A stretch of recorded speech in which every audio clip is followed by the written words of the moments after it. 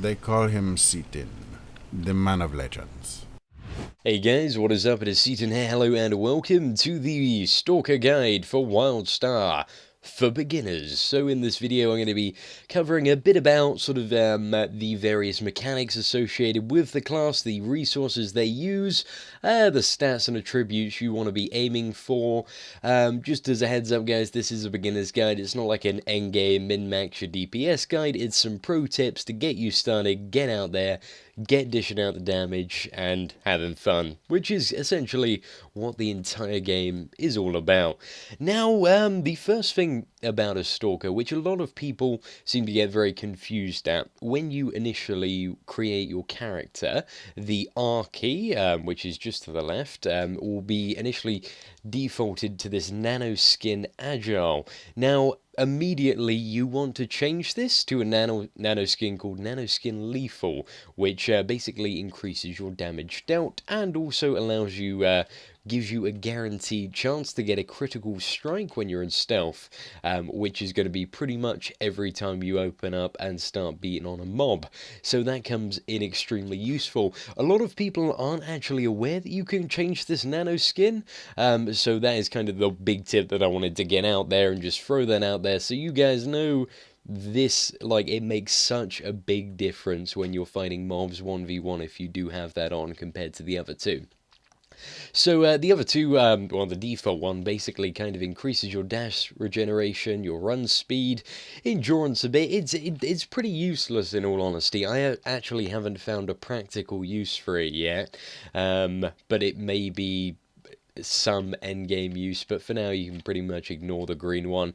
The blue one, also known as nanoskin evasive, is at the tanking one, so it increases your threat generation, your deflect chance, resistance, but also reduces the damage that you deal, so you don't really want to put this one up lightly. And the lovely one that we are using at the moment, which is nanoskin lethal, and you should pretty much use this one constantly while questing. There is pretty much no need to change it at all. It increases your damage by 22%, increases the damage you take slightly by decreasing your resistances, and also causes your attacks from stealth to have 100% chance to land a critical hit, which is very, very awesome. So, going on to sort of a bit more about the resources that this spec uses. Now, as you'll see, right above my health bar is this lovely kind of red bar, which is known as suit power. Now, the majority of your damaging abilities, especially the more heavy ones, will consume suit power. And you've got to kind of think of it as if you're like a WoW player or a Rift player, it's basically rogue energy. So your main attacks consume suit power, and over time you quickly regenerate it, and kind of it's all about balancing suit power, because it does get drained down quite easily. So it's in PvP especially, it's kind of like using your suit power at the right time to triple impale, which is like your really big hit, and quickly burst somebody down.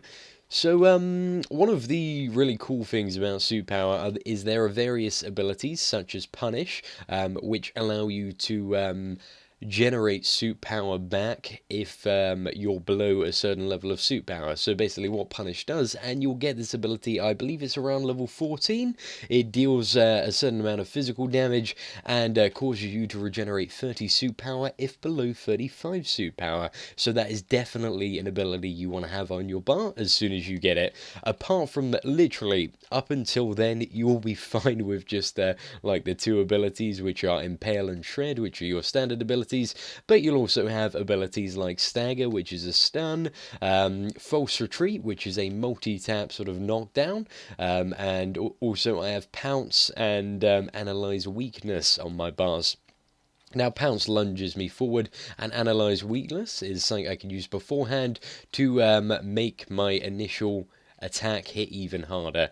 So that is pretty damn cool. So the standard way you open up on a mob is you kind of sneak up behind in stealth and open up with a big impale, and because you have a 100% chance to crit, and then you can usually use 3 impales and then a lovely punish, and then an impale again, and run behind the enemy and just keep on moving and attacking and staying in melee range. So it is fairly straightforward to get used to. I mean, the main thing that I wanted to get across was literally nanoskin lethal. You want to have that on because that makes such a huge difference when you're sort of fighting and opening up on mobs.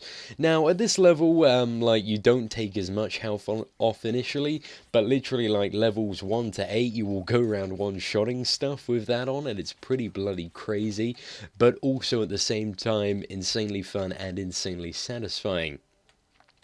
Now, I'm going to go on to quickly talk about some of the stats associated with a Stalker and what I believe you should be aiming for as you sort of gear up and progress through while you're leveling and doing your adventure. Now, unless you're kind of aiming to tank a lot and maybe your focus is on like leveling with a group or dungeon, you kind of want to be aiming for like pure DPS gear, because there's no point really getting tank gear while you're leveling up. You're going to sort of waste a bit too much time on it. So my kind of 3 stats that I'd focus on are Brutality, Finesse, and Moxie. Now, these 3 stats will increase your damage, and they all do it in a variety of different ways. Now, Brutality provides you with Assault Power. Assault Power is basically a stat that increases your base damage. So your very basic damage, and that all comes from Assault Power, the base numbers. Now, Finesse, what that does is it increases your strike-through rating and critical hit severity. Now, strike-through rating is basically reducing the chance that an enemy will deflect or miss one of your attacks, and critical severity increases the damage of your critical strikes. So when you land a big crit, then it increases that even more. So that's pretty awesome. And the final one is Moxie, which increases your chance to get a critical hit and increases the damage of those critical hits. So those are all, you know, pretty awesome stats, and you can work out which ones you enjoy the most. However, what I'm going to strongly recommend is aiming purely for Brutality. I mean, critical hit severity is going to be fairly good for the opening, but Brutality, I mean, when it comes to sort of sustained DPS and damage, and you want something reliable, pure Assault Power really is the way to go. So I'm going to recommend try and get as much Brutality on your gear as you possibly can, and you will be pretty damn awesome and sorted while you're leveling up and shouldn't encounter too many problems. Then you have... Oh, it appears I have disconnected. Lovely. The perks of recording live, guys. We're going to jump straight back into the action, hopefully. Just as a reminder, guys, this is Wildstar Beta, so there may be a few bugs here and there, like, for example, that random DC there, which is always marvelous. Now, what I was going to go on to explain were the remaining 3 stats. So, the remaining 3 stats that we should have are Tech, Insight, and Grit. So what Tech does is it increases your support power, which essentially doesn't really do anything as a Stalker. It literally doesn't, because you're either kind of tank or healing, and support, tank or DPS, and support power is all about increasing your healing. So yet another class where Tech really does suck, in all honesty, and there's no point really getting any of it. Now, the next stat is Insight. So if you're a tank, you kind of want to stack a shitload of Insight, because it will give you a ton of deflect, which means that you take a lot less damage. But I believe the kind of one true stat if you're gonna tank is Grit, which increases your base health, and everybody loves a tank with a shitload of health. You just cannot beat it at all. And also as a DPS, you're probably gonna get health as you sort of gradually gear up and level up, so you don't need to focus on that too much, as it's just going to come fairly passively. Now, there are a couple of other stats that I think are pretty good for a Stalker, which I'm just going to touch on.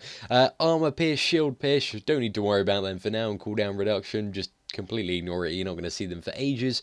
But lifesteal, you want to try and Basically, what lifesteal does is a percentage of the damage you deal, it heals that damage back to you as health. So that is pretty cool if you're trying to solo a difficult boss and you want that sort of extra buffer of survivability. So I definitely suggest looking out for lifesteal and also using these sort of in-game AMP trees. There are a variety of sort of nodes that give you lifesteal. At the moment, I'm spec'd purely into damage, sort of increasing my critical hit severity, assault power, critical hit chance, all that. But if you're having a bit of trouble surviving, then, you know, chuck a few points in lifesteal and you should be good to go. Just as a reminder, guys, you don't start getting AMPs until you reach, I believe it is level 5. So it's fairly soon in the game, but, you know, just something to keep in mind. So that is pretty much it for my beginner's guide to Stalker. I'm going to be doing some more in-depth stuff and theory crafting in the near future, sort of closer to Wildstar's release, and as soon as I can sort of bring myself to level 50 on this beta client. But we shall see what happens. If you enjoyed the video, feel free to like, subscribe, follow me on Twitter, just shoot me an email, got any video requests, and I'm always happy to, you know, chat with you guys. Once again, guys, thank you for watching, take care, and have a good day.